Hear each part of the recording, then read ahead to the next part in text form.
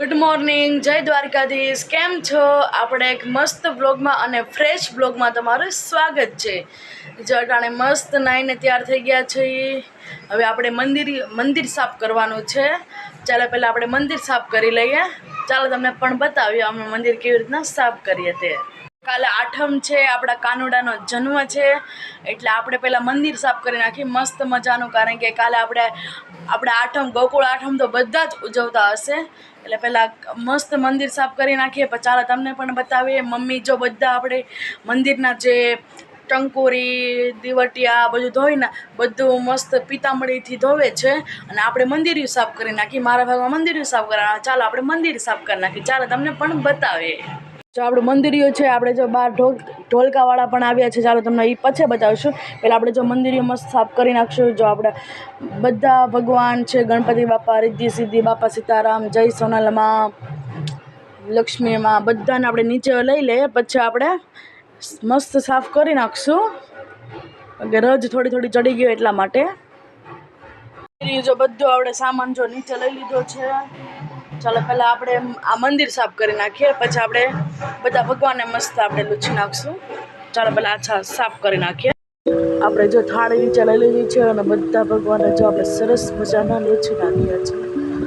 આપણે જો પહેલાં મમ્મી પહેલાં વાસણ ઓલા બધા દીવટિયાને ટંકોરીને બધું ધોયું હતું, લોટોને તે પહેલાં સાફ કરી નાખ્યું. પછી આપણે બધા ભગવાન મસ્ત રજવાડા થઈ ગયા એટલે સાફ કરી નાખ્યા. જોઈ શકો છો સરસ મજાના રિદ્ધિ સિદ્ધિ ગણપતિ બાપા, મોગલમાં બાપા, સીતારામ, સોનલમાં, જય લક્ષ્મીમાં, બધાને આપણે મસ્ત રજ ચડી ગઈ એટલે સાફ કરી નાખ્યા. કારણ કે કાલે ગોકુળ આઠમ છે, એટલે આપણે મંદિર મસ્ત સાફ કરી નાખ્યું. કારણ કે કાલે આપણે જન્માષ્ટમી ઉજવીએ એટલા માટે. જો મસ્ત છે, બધું સાફ થઈ ગયું છે, તમે જોઈ શકો છો. મસ્ત મજાનું જો સરસ દેખાય છે. પહેલાં તો રોજ ચડી ગઈ, આમ થોડુંક ઓલું દેખાતું કે મસ્ત બધા ભગવાન દેખાય છે. આપણે જો મંદિર સાફ કર્યું હતું, ત્યાં આપણે જો બધા આપણે ભગવાનને મસ્ત ગોઠવી દઈએ તેના સ્થાને. જે આપણે કળશ છે તેની માટે આપણે ગણપતિ બાપા મૂકી દઈશું. ગણપતિ બાપા છે બધું આપણે બધા ભગવાનને ધીરે ધીરે જો રિદ્ધિ સિદ્ધિ ભગવાન છે, બધાને આપણે મૂકી દઈએ છીએ.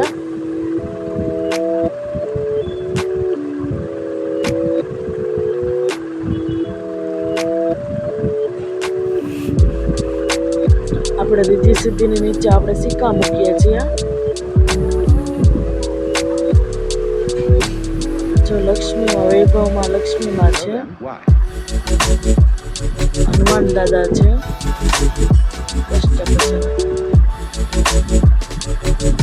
મોગલમાં છે, સોનલમાં છે. તો બધા ભગવાન મસ્ત મૂકી દીધા છે. આપણે પહેલાં મંદિર મસ્ત સાફ કરી નાખ્યું હતું. પછી આપણે રજ ચડી ગયું એટલા માટે. પછી જો બધું આપણે મસ્ત બધા ભગવાનને પોતાના સ્થાને આપણે મૂકી દીધા છે. આ જે તલવાર છે પહેલાંની જમાનાની.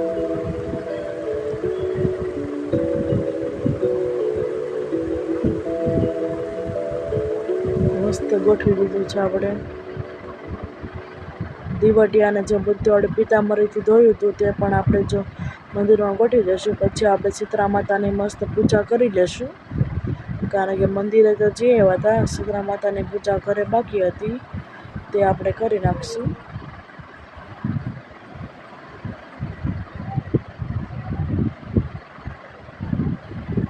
હવે જો આપણે કૃષ્ણ ભગવાનને જો એના સ્થાને મૂકી દઈએ. જો મસ્ત કૃષ્ણ ભગવાનને નવરાવી નાખ્યા એટલે કેવા સરસ મજાના દેખાય છે. નવા નવા વાઘા પહેરાવી દીધા છે, મુંગટ, મોરપીંછું, કાનની બુટ્ટીઓ બધું પહેરાવી દીધું છે. બધા ઉજળા લાગે તેવું લાગે છે. સાફ કરે એટલે બહુ મસ્ત થઈ જાય. આપણે જો બધું મસ્ત સરખી રીતે મૂકી દીધું છે. હવે આપણે શીતળા માતાની પૂજા કરવાની છે. શીતળા માતાને જો મસ્ત નવરાઈ નાખ્યા છે, તેને હાર, તેની ચુંદડી બધું કરી નાખ, અને એક દીવો પણ આપણે કરીએ છીએ શીતળા માતાની સામે. પછી આપણે તેને પગે લાગીએ છીએ. અને 2 ચૂલા આપણે ઠાર્યા હતા, અને એક ચૂલો નહોતો ઠાર્યો કારણ કે તેમાં ચા અને બધું થતું હોય એટલા માટે. જે મારા મમ્મી દીવા કરે છે.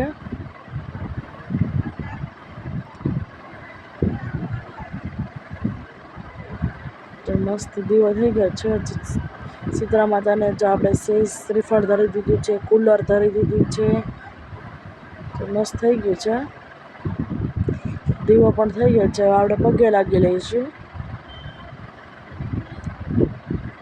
તમે પણ કેવી રીતના કરો તો કોમેન્ટ કરીને કહેજો. અમારે તો જો આવી રીતના હોય. જો મસ્ત આપણે પગે, મારા મમ્મી પહેલાં પગે લાગી લીધું, પછી આપણે પગે લાગી લીધું.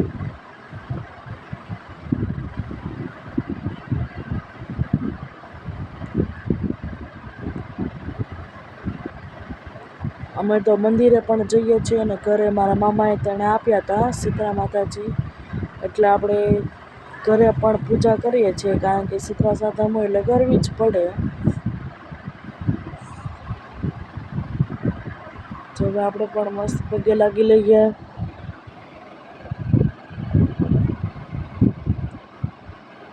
આપણે મસ્ત પગે લાગી હતી. જો મસ્ત જો બધું થઈ ગયું. ચાલો, જો મસ્ત આપણે શીતળા માતાની પૂજા કરી નાખી છે. પહેલાં મંદિરે કરી આવતા, પછી આપણે ઘરે કરી નાખી છે. નટાણે જો ધોમ વરસાદ શરૂ પણ છે. ચાલો તમને બતાવીએ કે અમારે સુરતમાં વરસાદ પડે છે. તમે ક્યાંથી મારા વિડીયો જોવો છો તે મને કોમેન્ટ કરીને કહેજો. અને તમને જો મારા વિડીયો ગમતા હોય તો વિડીયોને લાઈક કરજો, શેર કરજો, અને સબસ્ક્રાઈબ ન કરી હોય તો કરી નાખજો. ચાલો અટાણે જો કેવો વરસાદ પડે છે, ચાલો તમને બતાવીએ.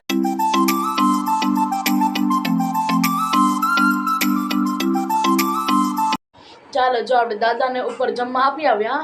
હવે આપણે પણ જમી લઈએ કારણ કે જો આપણે શ્રાવણ મહિનો રહી છે, તમને ખબર જ છે. મારા મમ્મીને સાતમ છે, એટલે જો આપણે અટાણે જમવા બેસી જઈએ છીએ. હું બપોરે એકટાણું કરું એટલા માટે.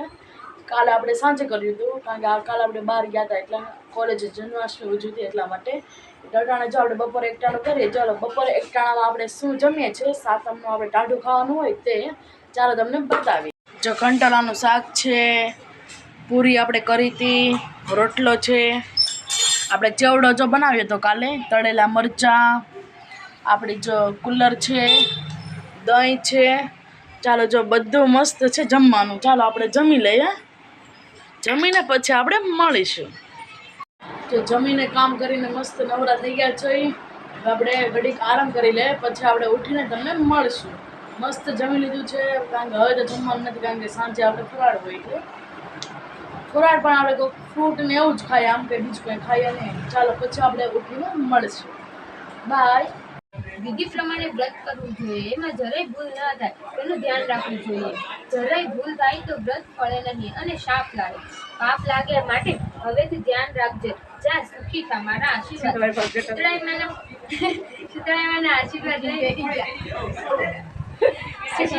બહુ પોતાના સજીવ થયેલા છોકરાને કાંખમાં નાખી જવા ત્યારે 2 હાથ જોડી બોલી, માતાજી રસ્તામાં 2 તલવાડીઓ.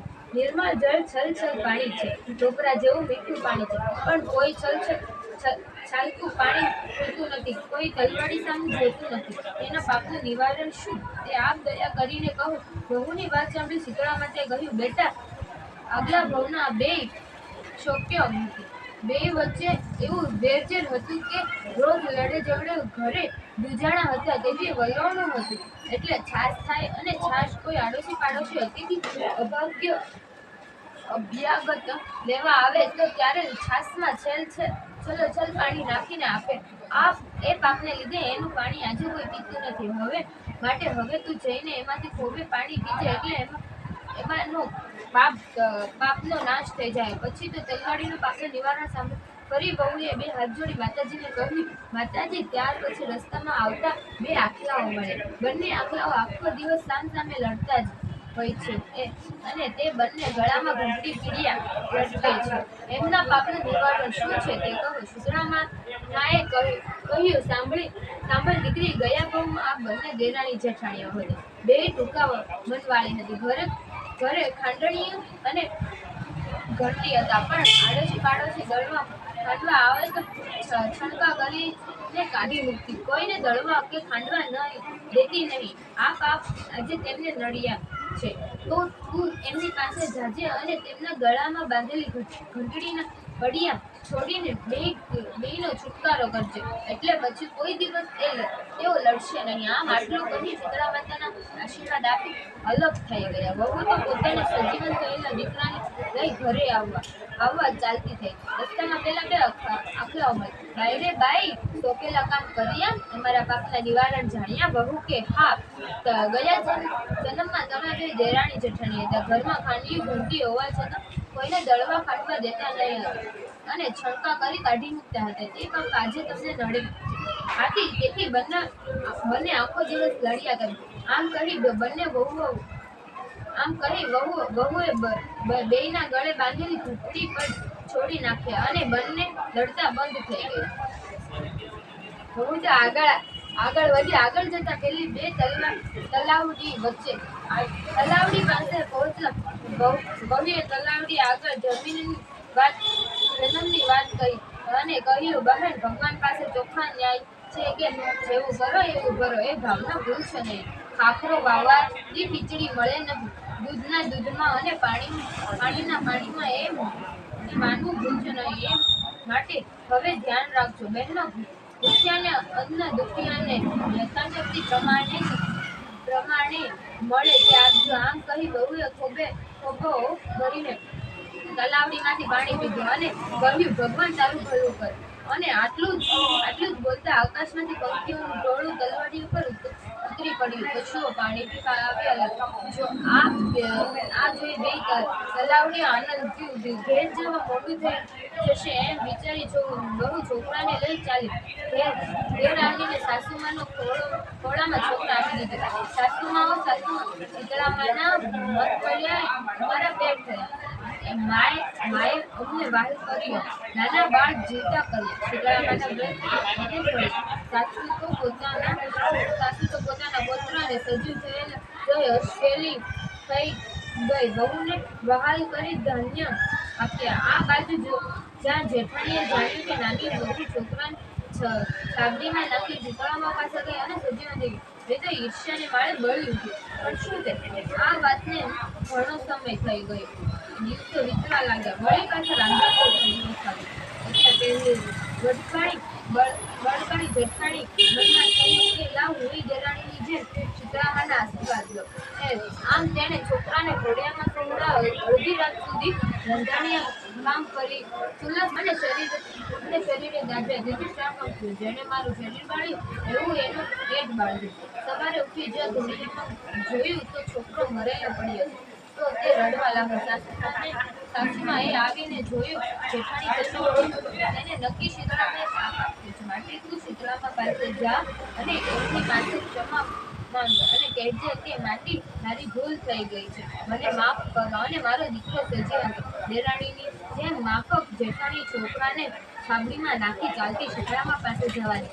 રસ્તામાં પેલી બે તલવાડીઓ આવે એટલે તલવાડીઓએ જેઠાણીને કહ્યું, બહેન, આટલો અમથો મારો સંદેશ શીતળામાને આપજે ને.